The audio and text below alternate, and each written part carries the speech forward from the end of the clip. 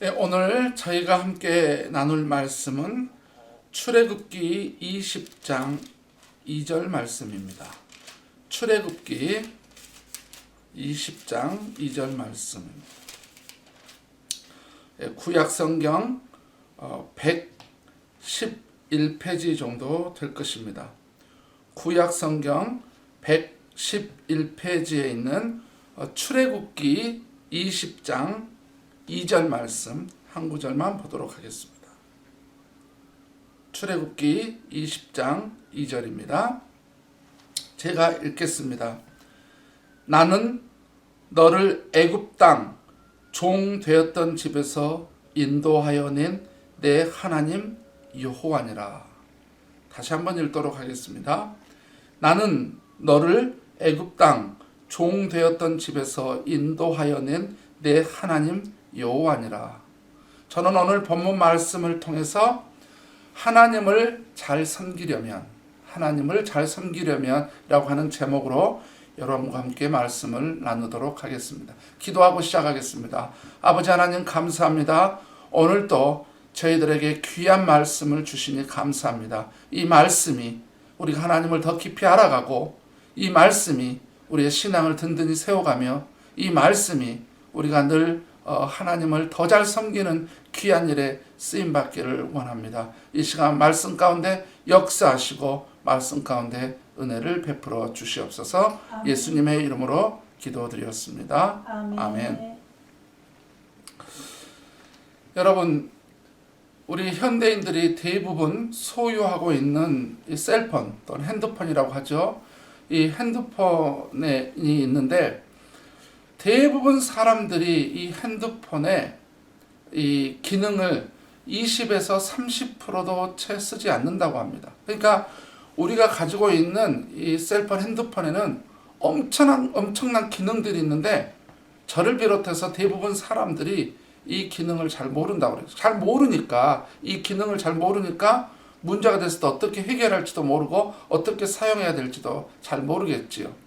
이렇듯 신앙에도 우리에게 이러한 교훈을 주는 게 있습니다. 뭐냐? 우리가 하나님을 더 잘 섬기고 하나님을 정말 하나님이 기뻐하는 삶을 살기를 모든 그리스도인들이 갈망하고 그것을 원하지만 어떻게 하면 하나님을 잘 섬길 수 있는지, 또한 하나님을 잘 섬길 수 있는 그런 말씀들이 무엇인지를 잘 몰라서, 잘 모르기 때문에 그러는 경우가 우리가 빈번하게 있음을 알 수가 있습니다.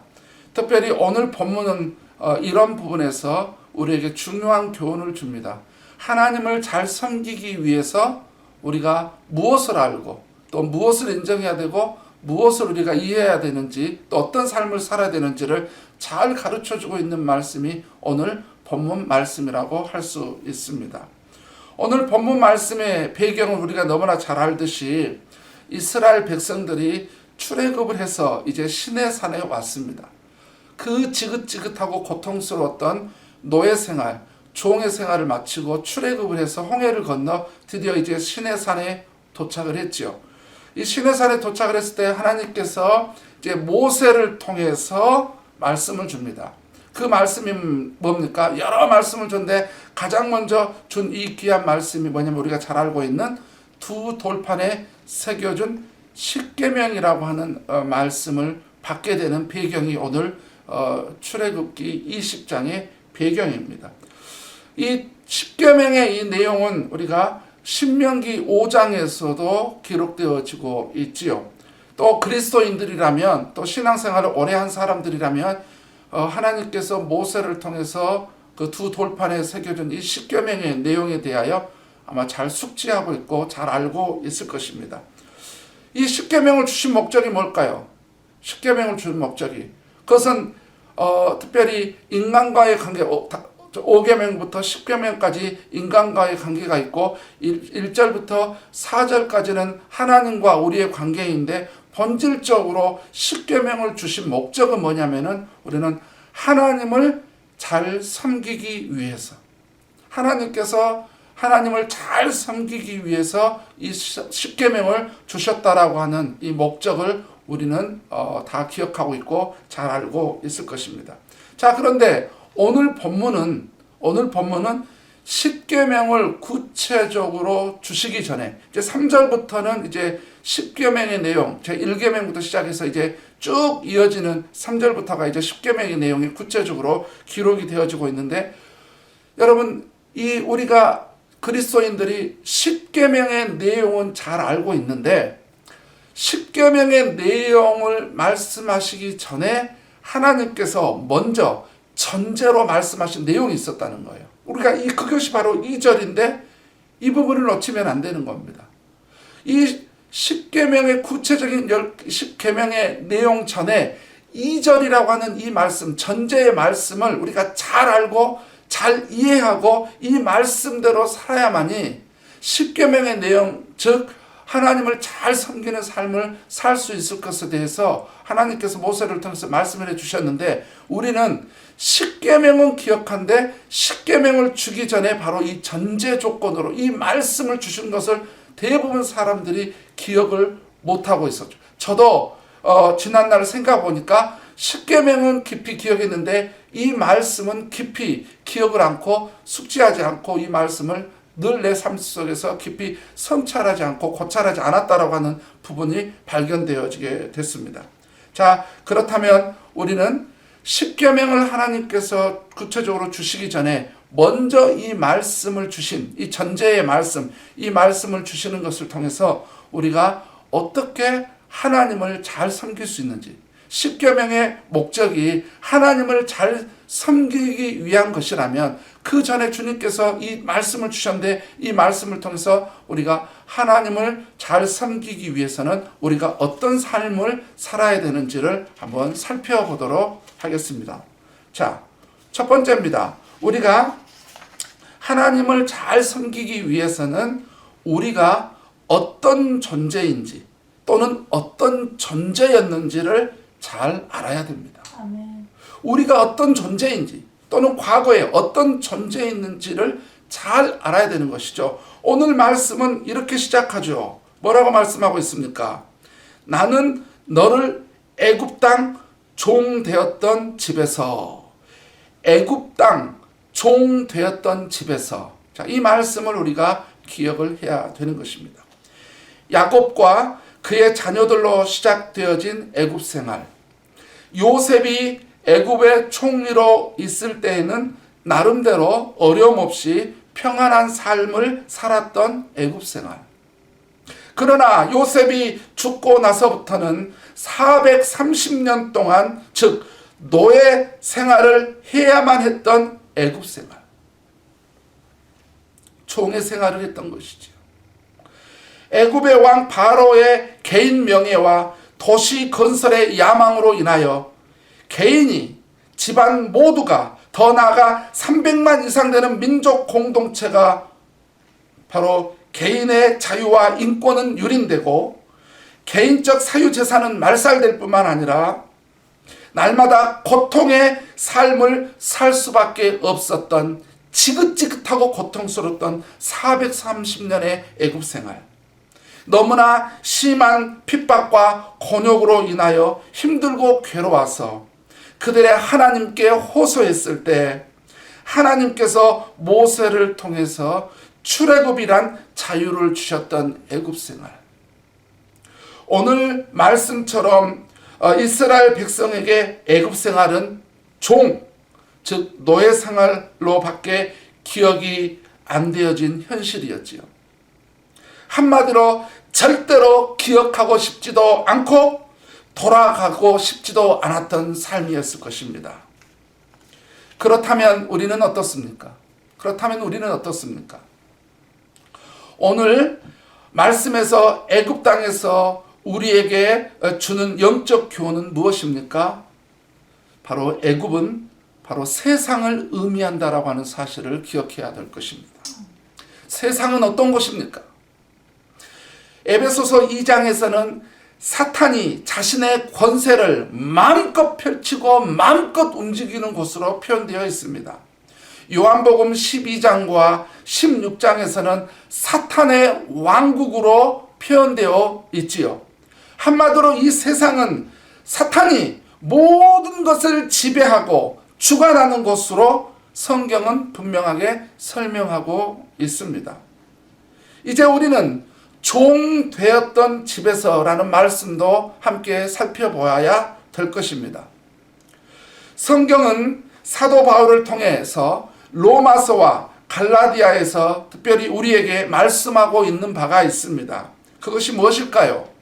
그것은 우리가 구원받기 전의 모습이 철저히 세상과 죄의 종이 되었었다라고 설명하고 있습니다.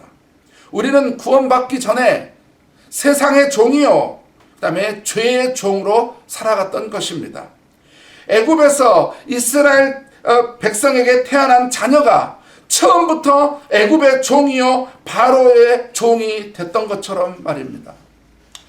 따라서 이 세상의 임금인 사탄은 여전히 인간들로 하여금 철저히 세상 것들의 종이요 죄의 종으로서 살아가다가 지옥이라고 하는 곳으로 꼬린하도록 모든 인간들을 속이고 지배하고 인도하고 주관하고 있다는 사실을 우리는 기억해야 될 것입니다.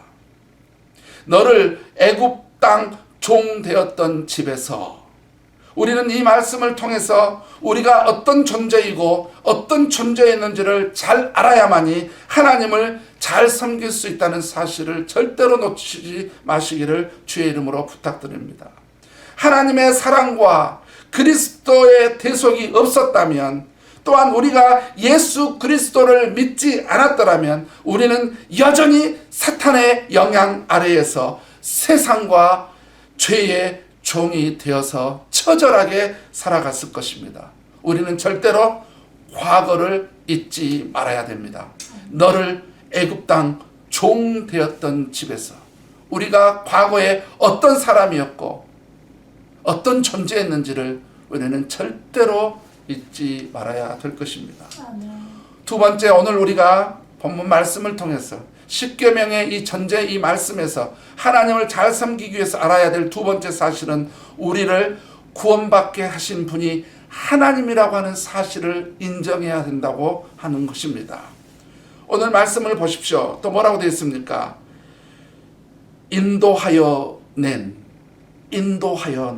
너를 애굽 땅 종 되었던 집에서 인도하여 낸 내 하나님, 이렇게 되어 있습니다. 이 부분을 우리가 잘 이해하기 위해서 우리는 출애굽기 2장 23절부터 3장 1절을 살펴볼 필요가 있습니다. 제가 읽겠습니다. 여러 해 후에 애굽 왕은 죽었고 이스라엘 자손은 고된 노동으로 말미암아 탄식하며 부르짖으니 그 고된 노동으로 말미암아 부르짖는 소리가 하나님께 상달된지라. 하나님이 그들의 고통 소리를 들으시고 하나님이 아브라함과 이삭과 야곱에게 세운 그의 언약을 기억하사 하나님이 이스라엘 자손을 돌보셨고 하나님이 그들을 기억하셨더라. 이제 3장 1절이 되면 모세가, 이렇게 말씀이 되어 있는 것을 볼 수 있습니다. 이 말씀을 보면 하나님이 이렇게 되어 있는 것을 우리 모두는 발견할 수 있습니다. 430년 동안 애굽에서 종되었던 이스라엘 백성들을 긍휼히 여기시고 불쌍히 여기셨던 우리 하나님, 하나님의 긍휼이, 하나님의 자비가, 하나님의 사랑이, 하나님의 은혜가 그들을 해방시켰던 것입니다. 이스라엘 백성이 애굽에서 구출된 것은 절대로 그들의 힘으로 한 것이 아닙니다. 아니요, 그들에게는 어쩌면 애굽에서 해방될 수 있는 힘도 없고 길도 없고 방법도 없고 능력도 전혀 없었습니다. 하나님이 하셨습니다. 하나님만이 할 수 있었습니다. 그렇다면 우리는 어떻습니까? 애굽 땅 종 되었던 집에서 인도하여 낸 내 하나님, 우리는 어떻습니까? 우리가 사탄의 권세에서, 세상의 종에서, 죄의 종에서, 노예에서 벗어나 스스로 구원받을 수 있는 방법이 있을까요? 그런 길이 있을까요? 그런 힘이 있을까요? 성경은 이렇게 말하고 있습니다. No, never, 이렇게 말하고 있지요. 인간은 하나님의 은혜가 아니고서는 십자가의 예수님을 통하지 아니하고는 절대로 구원받을 수 있는 길이 없습니다. 그래서 요한복음 14장 6절에서는 내가 곧 길이요 진리요 생명이니 나로 말미암지 않고는 아버지께로 올 자가 없느니라. 아멘.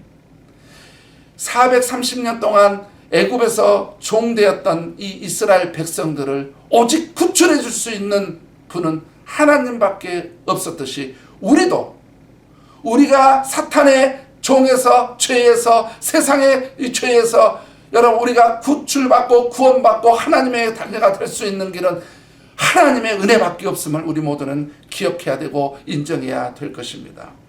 우리가 애국과 같은 세상에서 바로 즉 사탄의 권세로 인한 죄의 종으로부터 구원받은 것이 전적인 하나님의 은혜인 것을 분명하게 말씀해주고 있는 성경 구절들이 있습니다. 많은 구절이 있는데 그 중에 제가 두 구절만 읽어보도록 하겠습니다. 우리가 너무나 잘 알고 있는 베드로전서 2장 9절입니다. 그러나 너희는 택하신 족속이요 왕같은 제사장들이요 거룩한 나라요 그의 소유가 된 백성이니 이는 너희를 어두운 데서 불러내어 그의 귀한 빛에 들어가게 하신 이의 아름다운 덕을 선포하게 하려 하심이라. 보세요. 우리를 하나님께서 택하신 족속이요 왕같은 제사장이요 거룩한 나라요 그의 소유가 된 백성이 되게 해주셨는데, 그러면 누가 이걸 해주셨냐? 어떻게 해서 이렇게 되어졌냐? 이는 너희를 어두운 데서 불러내어 그의 귀한 빛에 들어가게 하신 이, 바로 누굽니까? 우리를 이렇게 죄의 어두운 죄에서 우리를 하나님의 빛으로 들어가게 하신 분이 누굽니까? 바로 하나님이십니다. 하나님이 하셨습니다. 하나님만이 할 수 있는 것이지요. 또한 사도행전 26장 18절은 이렇게 이야기하고 있죠. 17절 18절에서 사도 바울도 고백한 겁니다. 이스라엘과 이방인들에게서 내가 너를 구원하여 그들에게 보내어 그 눈을 뜨게 하여 어둠에서 빛으로 사탄의 권세에서 하나님께로 돌아오게 하고 죄사함과 나를 믿어 거룩하게 된 무리 가운데서 기업을 얻게 하리라 하더이다. 사도 바울이 뭐라고 했습니까? 하나님께서, 바로 이 하나님께서 자기의 눈을 뜨게 해서 어둠에서 빛으로 사탄의 권세에서 하나님께로 돌아오게 하시는 분이 바로 하나님이셨다. 하나님이 하셨다. 하나님만이 할 수 있었다라고 사도 바울이 고백하고 있지 않습니까? 아멘. 우리가 우리가 하나님을 이렇게 잘 섬기려면 우리가 누구를 통해 구원받았는지, 누구를 통해서 바로 애국과 같은 곳에서 구출되어주고 구원받아주고 우리가 죄의 종으로부터 우리가 구원받게 됐는지를 우리 모두는 잘 기억하고 인정해야 될 것입니다. 자, 마지막입니다. 우리가 하나님을 잘 섬기려면 오늘 마지막 세 번째로 알아야 될 사실이 뭐냐면은 하나님이 누구신지를 제대로 알아야 됩니다. 하나님이 누군지를 제대로 알아야 됩니다. 자, 이제 우리는 20장 2절 끝에 부분을 봅니다. 뭐라고 되어 있습니까? 내 하나님 여호와니라. 나는 너를 애굽 땅 종되었던 집에서 인도하여 낸 네 하나님, 너의 하나님 여호와니라. 이렇게 말씀이 되어져 있지요. 우리가 하나님을 잘 섬기려면 우리가 누구였는지를 잘 알고 또한 우리를 구원받게 하신 분이 누구였는지를 인정할 뿐만 아니라 하나님을 제대로 알고 하나님을 제대로 이해할 필요가 있습니다. 우리 성경에는 내 하나님 여호와라고 되어 있지만 원문에서는 이 부분을 다르게 되어 있습니다. 아니 어쩌면 다르다고 보다는 좀 더 분명하고 구체적으로 설명하고 있습니다. 이 부분 내 하나님 여호와, 이 부분이 어떻게 되어 있습니까? 히브리어로 어떻게 되어 있냐면은 바로 여호와가 히브리어로 아도나이, 영어로는 the Lord로 되어 있다는 사실입니다. 그것도 대문자예요. the Lord가 대문자입니다. 무슨 의미입니까? 바로 주님, 즉 주인이라는 의미가 되는 것입니다. 내 하나님 여호와 이렇게 되어 있지만은 이 성경 원문으로 보면은 하나님 그분이 너의 주인이다, 너의 주님이다 라고 이렇게 의미를 분명하게 하고 있다는 사실인 것입니다. 이스라엘 백성들에게 하나님은 당신을 주인으로 표현하고 있다는 사실인 것입니다. 이렇듯 이스라엘 백성에게나 우리에게 있어서 우리가 섬기는 하나님은 바로 우리의 주인이요 우리의 주님이십니다. 기억하시기를 바랍니다. 우리의 왕이십니다. 여러분은 이사야 1장 2절부터 4절에서 하나님의 탄식을 들어보셨나요? 이사야 1장 2절부터 4절까지 하나님의 그 탄식을 제가 한번 여러분에게 읽어 드릴 테니까 여러분이 한번 하나님의 탄식을 한번 들어보시기 바랍니다. 이사야 1장 2절로 4절 말씀. 하늘이여 들으라, 땅이여 귀를 기울이라. 여호와께서 말씀하시기를 내가 자식을 양육하였거늘 그들이 나를 거역하였도다. 소는 그 임자를 알고 나귀는 그 주인의 구유를 알건만은 이스라엘은 알지 못하고 나의 백성은 깨달지 못하는도다 하셨도다. 슬프다 범죄한 나라요 허물진 백성이요 행악의 종자요 행위가 부패한 자식이로다. 그들이 여호와를 버리며 이스라엘의 거룩하신 일을 만연히 여겨 멀리하고 물러갔도다. 이렇게 말씀하고 있습니다. 하나님의 탄식이 들립니까? 왜 하나님께서 탄식하고 있습니까? 모든 짐승들은 다 자기 주인을 알아보는데 인간만, 하나님의 백성들만, 사람들만 자기의 주인인 하나님을 몰라보고 있다라고 이렇게 주님께서 탄식을 하고 있습니다. 여러분, 이스라엘 백성이 신앙의 변질과 타락을 가져온 요인이 무엇입니까? 오늘 말씀을 보시면, 이사야 이 말씀을 통해서 보시면 이스라엘이 그들의 신앙의 변질과 타락을 가져온 이유가 뭡니까? 바로 그것은 간단합니다. 그들이, 이스라엘 백성이 그렇게 하나님께서 나는 너희의 주인이다, 나는 너희의 주님이다라고 아도나이, 더 로드라고 말씀하셨는데도 불구하고 이스라엘 백성들이 자신들의 주인으로, 왕으로 하나님을 인정하지 않았기 때문에 이스라엘 백성들은 범죄를 했고 신앙의 변질 또는 타락, 하나님 앞에 큰 악을 행했던 요인이 바로 하나님을 주인으로 인정하지 않았기 때문이라고 성경은 분명히 말하고 있습니다. 저와 우리는 어떻습니까?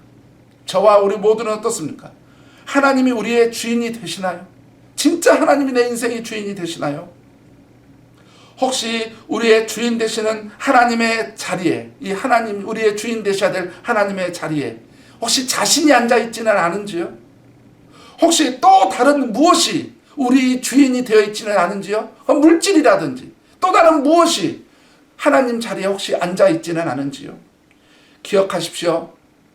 성경은 분명하게 말합니다. 우리가 인정하든 인정하지 않든 하나님께서 우리의 주인이시고 하나님만 인간의 주인이 될 수 있는 것입니다. 신명기 6장 제가 성경으로 말씀드렸던 그 말씀, 그리고 마태복음 22장 여러분 그 말씀 여러분 기억하시죠? 이스라엘이여 들으라, 우리 하나님 여호와는 오직 유일한 여호와시니. 이스라엘이여 들으라, 우리 하나님 여호와는 오직 유일한 주신이라고 할 때에 여기서도 여호와가 한국말로는 여호와지만 영어로는 뭐라고 되어 있겠습니까? The Lord입니다. The Lord. 하나님께서 바로 우리의 주인이다. 하나님께서 우리의 주인이 되셔야만이 하나님을 잘 섬길 수 있다라고 명명하게 아버지 성경은 이야기를 하고 있는 것이죠. 이 부분을 더 분명하게 해주는 말씀들이 많이 있습니다. 요한복음 20장 28절에서도 여러분 도마의 고백을 알죠? 제자들이 다 있었는데 그때 누가 없냐면 도마만 부활했을 때 처음에 없었어요. 그래서 제자들이 도마에게 우리가 주님을 봤다라고 하니까는 도마가 뭐랍니까? 나는 내가 직접 만져보지 않고 제가 보지 않고는 내가 인정할 수 없다라고 했을 때 어느 날 도마도 있을 때 주님이 나타나셨어요. 그래서 도마에게 말씀하셨고 보여줬고 만지도록 했습니다. 그때 도마가 뭐라고 고백합니까? 예수님을 향해서 주님, 당신은 나의 주님이시요 나의 하나님이십니다. 도마가 말합니다. 주님, 당신은 나의 주님이시요 나의 하나님입니다. 여기서 나의 주인이시오 할 때 my Lord를 바로 도마가 썼다라고 하는 사실인 것입니다. 여러분, 우리가 잘 알고 있듯이 야곱의 고백도 알 수 있습니다. 창세기 28장 21절에 보면 그가 뭐라고 합니까? 그때 형이 무서워서 이제 하란으로 떠날 때 베델이라고 하는 것을 잠을 잘 때 그때 잠을 자고 나서 일어나서 바로 하나님이 그곳에 계신 것을 그가 믿고 알고 깨닫고 나서 그게 뭐라고 합니까? 하나님 저를 저기 하란 땅에서 살게 하다가 다시 여기로 이 팔레스틴 땅으로 무사히 다시 돌아오게 하면 그때 하나님께서 나의 하나님이 될 것입니다. 그때 뭐라고 했냐면은 야곱이 마이 로드로 썼어요. 마이 로드. 나의 마이 로드. 마이 로드. 마이 갓 마이 로드. 나의 하나님께서 나의 여호와가 나의 하나님이 되신다. 여러분 우리가 다윗의 고백도 너무나 잘 알고 있죠. 다윗이 여러분 시편을 보십시오. 다윗이 하나님을 고백할 때 한결같이 고백한 게 뭡니까? 나의 하나님이시여.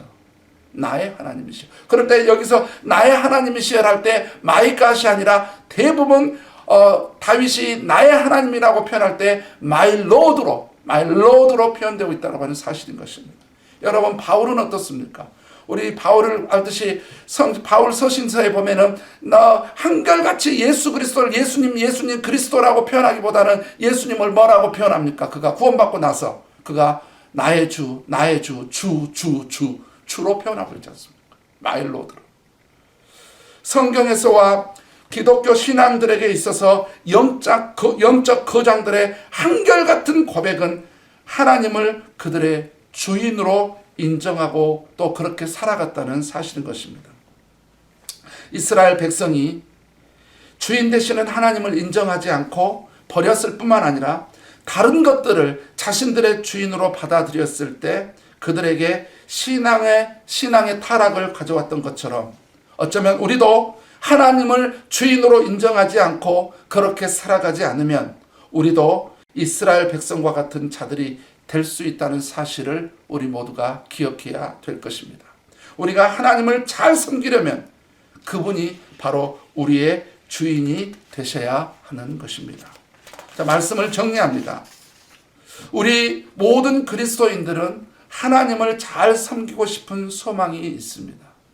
그러기 위해서 우리는 오늘 말씀을 잘 기억해야 될 것입니다. 우리가 어떤 사람이었는지, 애굽 땅 종되었던 집에서 우리를 구원받게 하신 분이 누구셨는지, 너희를 인도하여 낸 여호와. 그 다음에 우리는 마지막으로 하나님은 어떤 분으로 우리에게 존재하시는지, 내 하나님 여호와, The Lord, 주인으로서의 우리 하나님. 이스라엘 백성들은 이 중요한 사실을 망각하고 인정을 하지 않았기에 그때부터 신앙의 변질과 타락을 가져와 잘못된 신앙과 삶과 인생이 되었음을 우리 모두가 기억하면서 하나님께서 왜 십계명을 주시기 전에 하나님을 잘 섬기기 위한 목적으로 십계명을 주기 전에 바로 전제의 말씀으로 이 말씀을 주셨는지 우리는 잘 이해해야 될 것입니다. 우리 또한 이스라엘의 전철을 밟지 말고 오늘 말씀을 잘 기억하고 하나님을 성실히 전심으로 섬기는 여러분이 되시기를 주의 이름으로 축복드립니다. 아멘. 아멘. 기도하겠습니다. 아버지 하나님 감사합니다. 오늘 또 귀한 말씀으로 우리에게 교훈하시고 우리가 하나님을 잘 섬기기 위해서 하나님께서 십계명을 구체적으로 주시기 전에 먼저 무슨 말씀을 하셨는지를 먼저 이 말씀을 잘 기억하고 인정하고 이해하고 살아가는 우리 모두가 될 수 있도록 주여 도와주시옵소서. 오늘 이 귀한 말씀이 우리 모두의 말씀이 되게 하시고 우리 자신이 이 말씀 앞에 결단하게 도와주시고 특별히 예수 그리스도를 믿지 않는 분들이 있다라면 이 말씀을 통해서 이 말씀 앞에 겸손하게 무릎 꿇고 예수님을 믿고 예수님을 주인으로 아버지 인정할 뿐만 아니라 삶을 주님께 드리는 구원의 놀라운 은혜가 있게 도와주실 뿐만 아니라 또한 우리 예수 그리스도를 믿고 구원받은 성도들도 이 말씀을 철저히 기억하고 바로 우리가 어떤 존재였고 하나님이 어떤 분인지 우리가 제대로 알고 하나님을 더 잘 섬기는 우리 모두가 될 수 있도록 주여 은혜를 베풀어 주시옵소서. 예수님의 이름으로 기도드렸습니다. 아멘.